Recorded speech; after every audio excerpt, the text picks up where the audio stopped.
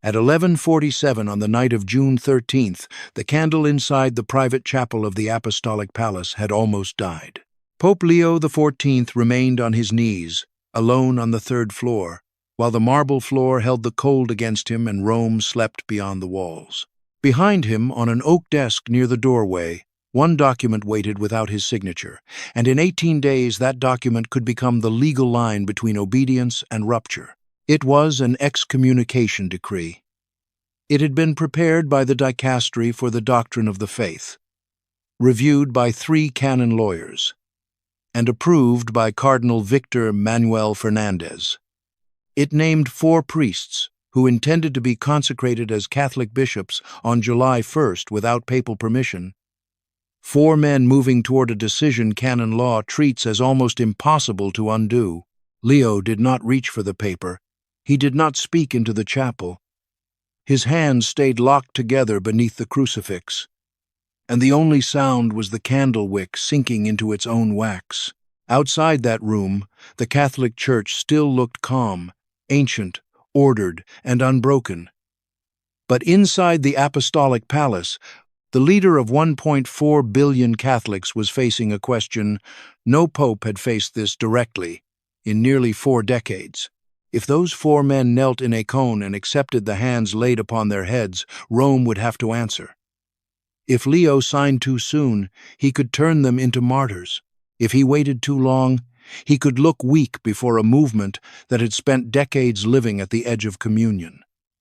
The decree was ready, the date was fixed, and the Church was already counting down. In early February of 2026, Father Davide Pagliarani did not issue a vague warning. He made an announcement with a date attached to it. The Society of St. Pius X would proceed with episcopal consecrations on July 1st, and the men would be ordained as bishops without the permission of Pope Leo XIV. Inside Rome, the wording mattered. It was not a complaint, not a petition, not another round of traditionalist pressure placed at the edge of Vatican patience. It was a scheduled act, public enough to rally supporters, and precise enough to force the Holy See into motion. For the Vatican, the danger was immediate because episcopal consecration is not symbolic theater. A bishop carries apostolic succession, ordains priests, confirms faithful, and gives an institution the power to survive beyond 1 generation. If the society obtained new bishops outside papal authority, it would not merely protest Rome, it would secure its future without Rome. Pagliarani understood the weight of what he had said. He had chosen July 1st because the society needed time to prepare, but also because Rome would have time to react. That was the pressure built into the announcement. Every day between February and July would now become evidence of whether Pope Leo would negotiate, punish, or wait. The first reports moved quickly through Catholic media, then into chancery offices, religious houses, seminaries, and traditional chapels across the world. In the Vatican, the crisis did not arrive as noise. It arrived as a calendar item with a deadline, and once that date entered the system, nobody inside the Church could pretend the old wound was closed. The Society of St. Pius X had never been just another traditionalist association. It was founded in 1970 by Archbishop Marcel Lefebvre, a French missionary bishop who believed the Catholic Church had entered a dangerous period of confusion after the Second Vatican Council. From the beginning, the society built its identity around the traditional Latin Mass, priestly formation, and resistance to what it saw as doctrinal compromise. Its priests celebrated the old liturgy exclusively. Its seminaries trained men to think of tradition not as preference, but as survival. Its faithful did not see themselves as nostalgic Catholics clinging to an older form of worship. They saw themselves as guardians of something Rome itself had failed to protect. For decades, the society lived in a canonical gray zone. It was sometimes tolerated, sometimes condemned, sometimes courted, and never fully reconciled. Rome knew its influence could not be dismissed, because the society operated 6 seminaries worldwide and had more than 700 priests serving across dozens of countries. At the center of that world stood a cone, the seminary in Switzerland set against the foothills of the Alps in the canton of Valais. It was not only a house of formation, it was the society's spiritual nerve center, the place where Lefebvre was buried, and the same ground where the original crisis had broken open in 1988. Pagliarani came out of that world with unusual discipline. Born in Rimini, Italy, in 1970, ordained in 1996 by Bishop Fellay, he served in Italy, spent 3 years in Singapore, led the Society's district in Italy, and later became rector of its seminary in Buenos Aires. When he was elected Superior General in 2018 for a 12-year term, he inherited not only an institution, but a wound that had never completely stopped bleeding. He was not known as a reckless man. Those who had dealt with him described him as quiet, precise, and intellectually severe, the kind of priest who lets silence do half the work before he speaks. That was why his February announcement disturbed Rome so deeply.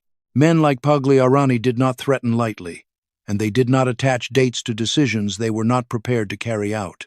The Society's problem was not theoretical. Its bishops were aging, and every priest inside the movement knew what that meant. Bishop Bernard Fellay, consecrated in 1988, was 60 years old. Bishop Bernard Tissier de Malaret was 81. Bishop Alfonso de Galarreta was 67. Without new bishops, the Society could continue for a time, but not forever. A bishop was not an ornament in the Society's structure. A bishop ordained priests, confirmed the faithful blessed oils, and preserved the sacramental machinery that allowed the institution to keep functioning. Without bishops of its own, the Society would be forced either to depend on Rome or slowly lose the independence it had protected for more than half a century. That was why Pagliarani's decision carried institutional urgency. He was not simply defending a liturgical preference or answering pressure from his supporters. He was staring at the future of the Society and calculating how long a movement could survive if it could not produce the men needed to continue its priesthood. But Rome saw the same action through another lens. In the Catholic Church, no bishop is supposed to be consecrated without papal mandate. Canon law treats that act as one of the gravest forms of disobedience because it touches the structure of apostolic authority itself. Canon 1382 was explicit. A bishop who consecrates another bishop without papal mandate, and the priest who accepts that consecration, incurs automatic excommunication. The law was not hidden, the precedent was not distant, and everyone involved understood what July 1st could trigger. That was what made the announcement so dangerous. The Society believed new bishops were necessary for survival. The Vatican believed unauthorized bishops would reopen a schism. Both sides were looking at the same date, the same chapel, the same 4 candidates, and seeing 2 completely different futures. Pope Leo XIV did something the Society did not expect. Within days of Pagliarani's February announcement, he did not send a public warning through the press office or release a juridical statement through the usual channels. He sent a man to Switzerland. The envoy arrived at the Society's headquarters in Menzingen without ceremony. He was a senior official from the Dicastery for the Doctrine of the Faith, fluent in Italian and German, and he carried a sealed proposal from Rome. It was not a threat folded into diplomatic language. It was a structured offer, prepared to test whether reconciliation was still possible before July 1st became irreversible. That detail changed the atmosphere inside the Vatican.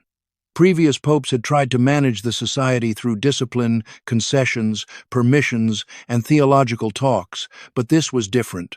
Leo was placing concrete terms on the table before the consecrations, not after them, and the timing revealed the strategy. The proposal contained 6 conditions.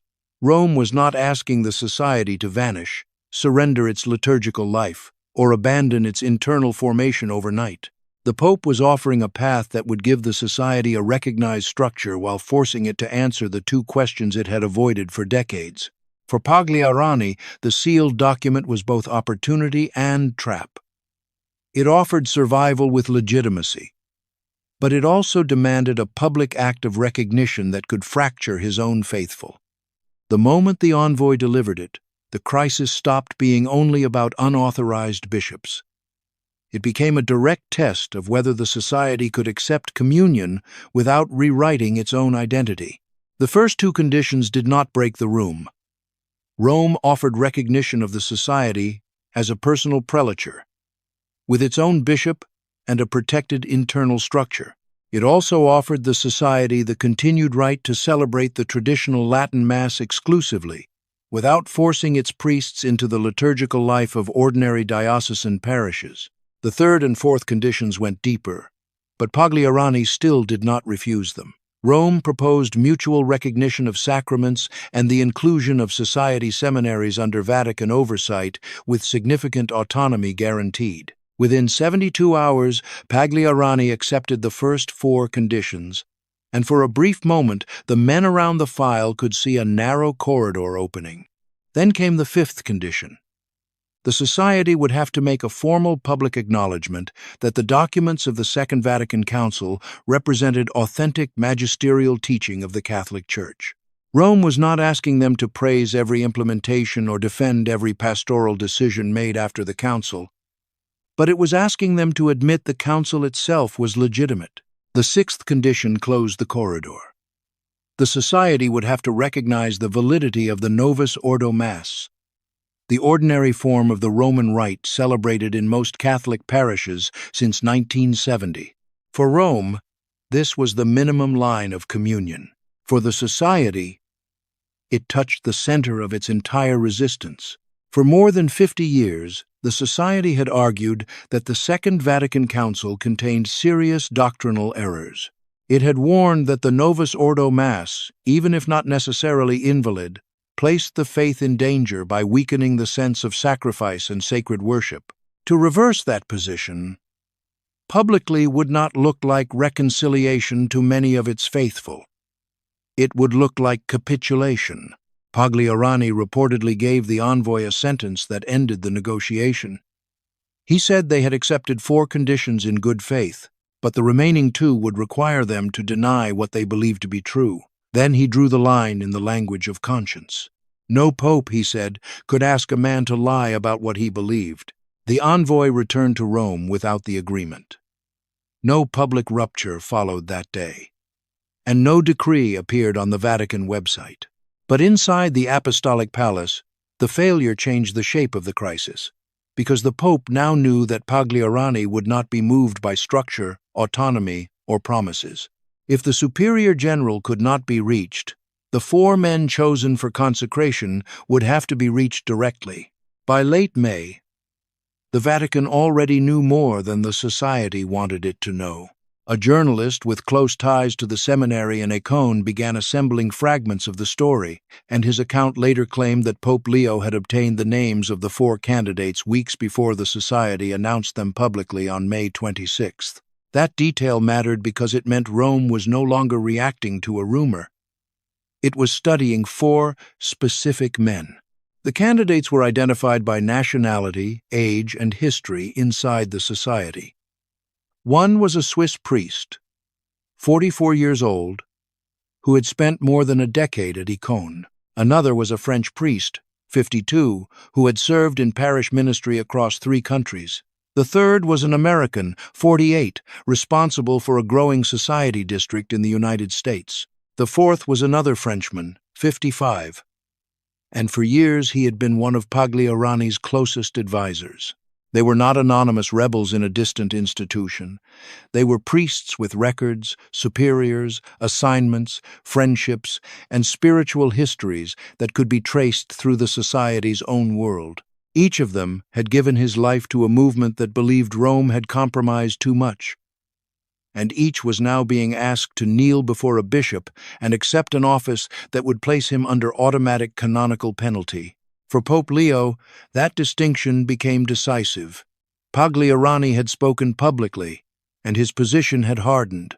The society's machinery was already moving toward July 1st, but the 4 candidates had not yet made the final act. They had not yet stood inside the chapel at Ancona. They had not yet received the laying on of hands. And they had not yet crossed the line that would make Rome's response almost unavoidable. The Pope began to treat the crisis as four separate consciences, not one institutional rebellion. If one man hesitated, the ceremony could fracture. If one man withdrew, the society's appearance of unity could collapse in front of its own faithful. That was why the unsigned decree stayed where it was, and why Leo chose a quieter weapon before allowing the law to speak. The letters were written before the building had fully awakened. At 3:30 in the morning on Saturday, June 13th, Pope Leo XIV sat at his desk in the papal apartment and began writing by hand. He did not dictate them to a secretary. He did not send them through a formal office, and he did not allow the crisis to become only another file moving through Vatican machinery. The paper was plain white and carried the papal seal. The language was Latin. Each letter was addressed to one of the four priests by name and title, and each was sealed separately when the Pope finished. At approximately 4:15 in the morning, the fourth letter was complete, and the first real personal move of the confrontation had been made. The letters did not threaten the men. They did not cite canon law, did not mention automatic excommunication, and did not even name July 1st. Leo understood that a legal warning would only confirm what the society had already told its priests about Rome. So he removed the legal language and left only the one thing no institution could answer for them. Each letter contained a single question about vocation. According to a source who later described the contents to an Italian journalist, the questions were personal, precise, and devastating because they seemed to come from someone who had studied the lives of the candidates in detail. They were not accusations. They were mirrors. By Saturday evening, the letters had reached the seminary at Écône through a private courier. They had not been sent through ordinary mail, and they had not passed through the usual channels of the nunciature. Someone had placed them directly into the society's world, and from that moment, the July 1st ceremony was no longer only a matter of obedience, law, or institutional survival. It had become a test of conscience inside four closed rooms. Inside Écône, the first reaction was controlled. 3 of the 4 candidates read the letters, consulted their superiors, and reportedly reaffirmed their commitment to the July 1st consecrations. One senior society priest later told an associate that the Pope was a good man, but goodness did not make him right, and the sentence moved through the seminary like a door closing. The 4th candidate did not close the door so easily. He was the youngest, a Swiss priest of 44, formed for more than a decade inside the seminary where the ceremony would take place. Late on Saturday night, after the Pope's letter had been delivered, he was seen in the corridor outside his room, with his breviary pressed against his chest and tears moving silently down his face. He was not making a scene. He was walking slowly, almost as if he had forgotten where he was supposed to go. A fellow seminarian who saw him later said he looked like a man who had just received news of a death, and that description traveled quietly because everyone understood what kind of death it might be. Within the hour, the seminary rector came to him. The rector was a veteran society priest who had spent more than 20 years at Écône, and he did not speak gently. He reportedly told the young priest that his tears were the devil's weapon, that the Pope was testing his resolve, and that Rome had always worked by appealing to the heart in order to break the will. The young priest gave no answer. He returned to his room and was not seen again until morning Mass. The next day, he celebrated the traditional Latin Mass as scheduled, with no public sign of hesitation, but those who knew him well said something in him had changed. That was the danger of Leo's letter. It had not attacked the society from the outside. It had entered the place where obedience, identity, memory, and vocation were already pressed against one another. The Swiss priest had entered Écône when he was barely 20, and almost everything he knew as a priest had been shaped by that world. To break with the society would mean losing more than an assignment. It would mean losing friendships, formation, language, structure, and the spiritual home that had made him who he was. To accept consecration would mean receiving a title while possibly losing communion with the Pope he had still been taught to recognize as the Vicar of Christ. Leo had found the exact fault line. He had not needed to raise his voice. A single question had done what a decree could not do, and inside a cone, silence began to feel less like unity than pressure. The crisis did not remain inside Vatican offices or behind the walls of Acon. By early June, it had entered kitchens, chapels, parish halls, family conversations, and seminary refectories across the society's world. The men at the center of the crisis wore cassocks and carried titles. But the wound was moving through ordinary Catholics who had built their entire lives around the old Mass. In Lyon, France, a woman in her late 50s agreed to speak to a Catholic news outlet using only her first name, Marie. She had attended society masses for 30 years, raised 4 children inside that community, watched her husband serve as a lector, and once believed her oldest son might enter the seminary. For her, the society was not an argument on paper. It was the place where she had learned to pray, suffer, belong, and believe. When the consecrations were announced, Marie did not speak like a rebel. She spoke like someone being forced into a choice she had spent decades trying to avoid. She loved the Latin Mass, but she also loved the Pope, and the sentence that stayed with everyone was simple: she should not have to choose. Her priest told her the consecrations were necessary for the society's survival. One of the aging bishops consecrated in 1988 told her fidelity to tradition sometimes demanded sacrifice. Marie listened, but the old memory would not leave her because she had already watched this wound open once before. In 1988, she had been 22 years old. She remembered her parents arguing at the dinner table after Archbishop Lefebvre consecrated bishops without papal mandate. Her father said Lefebvre was right. Her mother said he had disobeyed. And for nearly a year, the house carried the weight of that division in silence. Marie was no longer asking who had won the argument.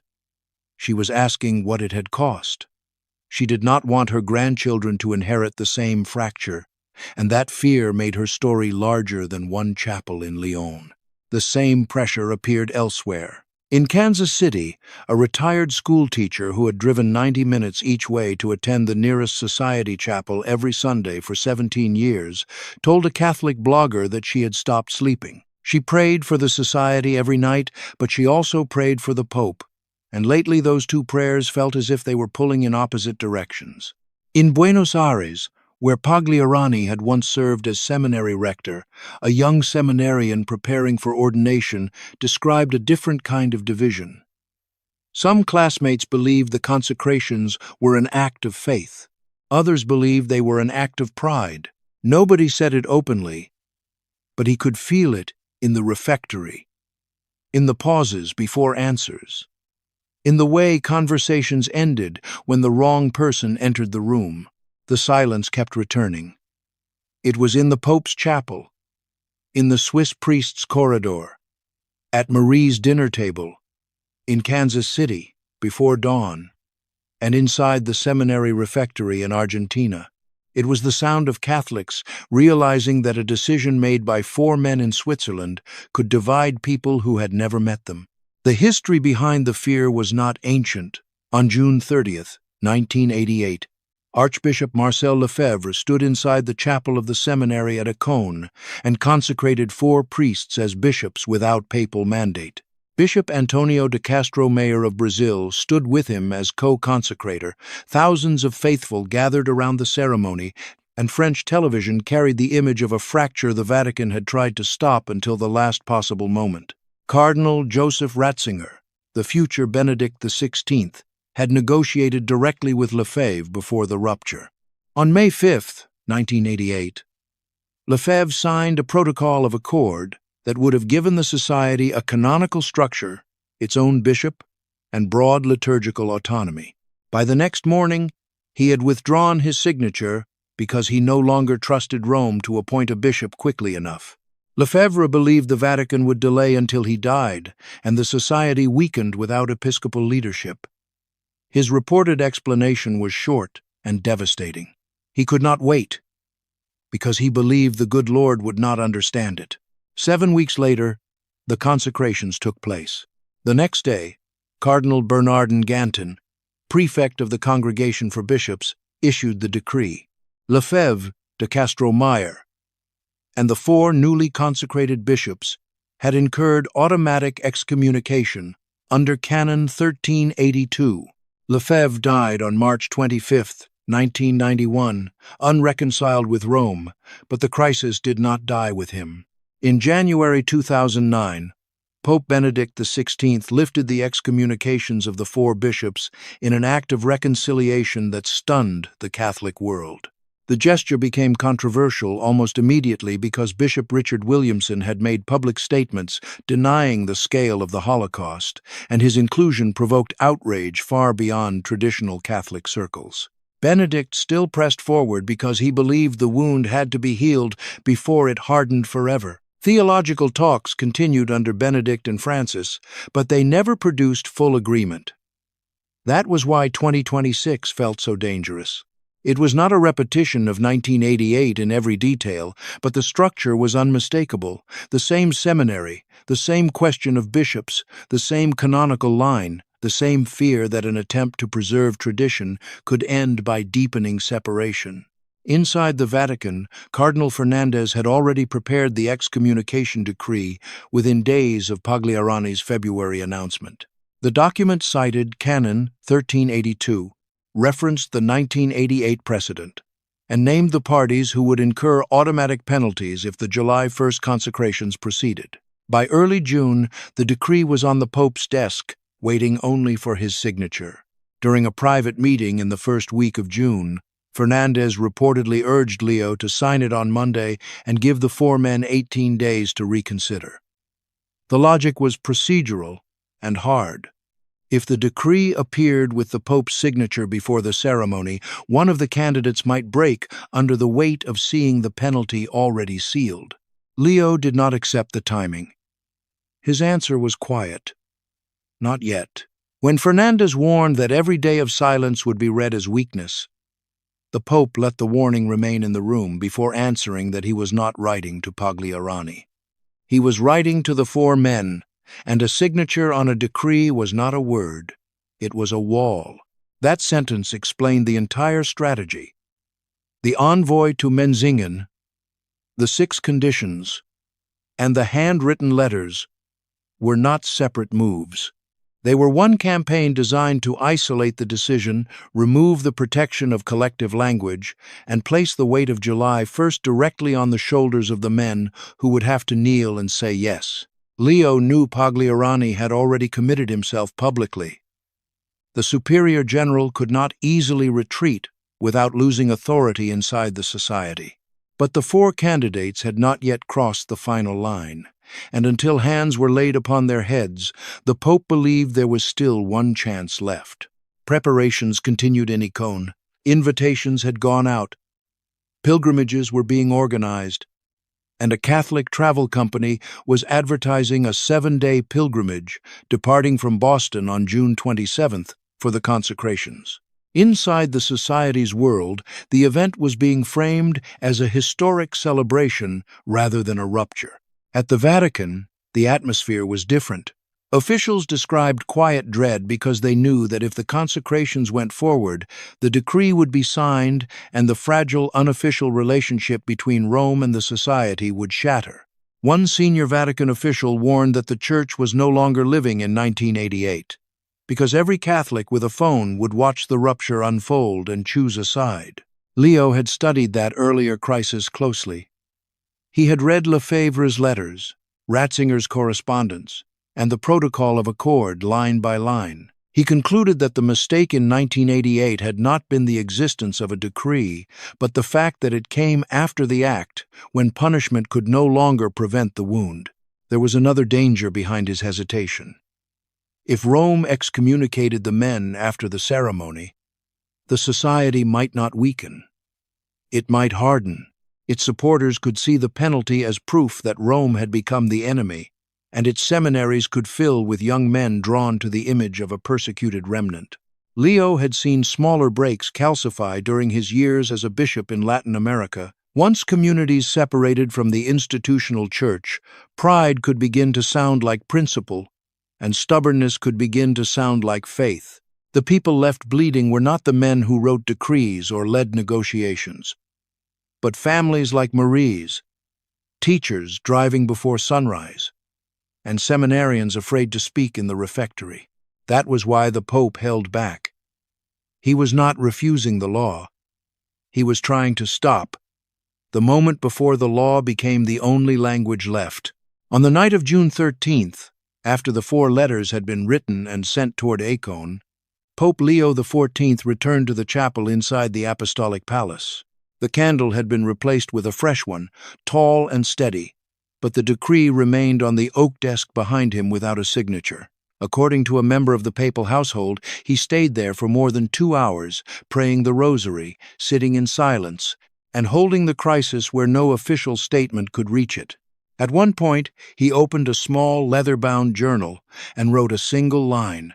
The household member did not see the words, but the next morning, when Leo met with his private secretary, he reportedly said he would not sign a decree separating those men from the church until he had exhausted every word he had.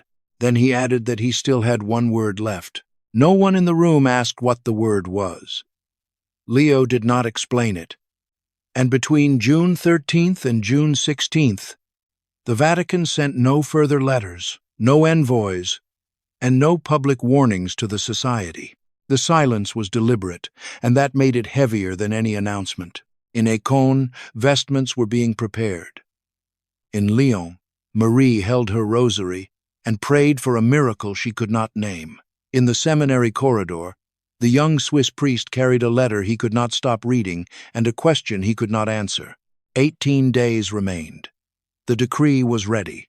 The chapel in Acon would soon be full, the bishops would be waiting, and the whole Catholic world would be watching to see whether Pope Leo's final word could stop what was coming before the Church relived the darkest chapter of its recent past.